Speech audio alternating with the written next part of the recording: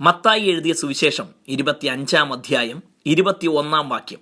അതിന് യജമാനൻ, നന്ന്, നല്ലവനും വിശ്വസ്തനുമായ ദാസനെ, നീ അല്പത്തിൽ വിശ്വസ്തനായിരുന്നു, ഞാൻ നിന്നെ അധികത്തിന് വിചാരകനാക്കും, നിന്റെ യജമാനന്റെ സന്തോഷത്തിലേക്ക് പ്രവേശിക്കുക.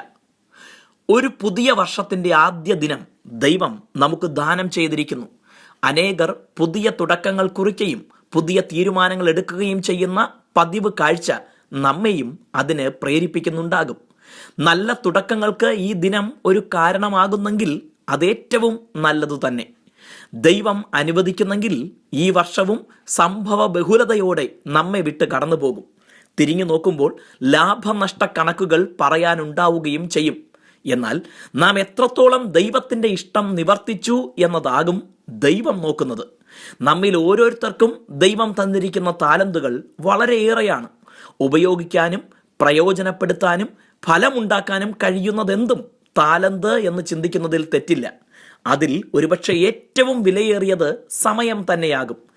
ലോകത്തിലെല്ലാവർക്കും തുല്യമായി പങ്കിട്ട് കൊടുത്തിരിക്കുന്ന അതുല്യമായ താലന്താണ് സമയം. ഒരിക്കൽ കടന്നുപോയാൽ പിന്നെ അതിനെ ഒരിക്കലും തിരികെ കിട്ടുകയുമില്ല.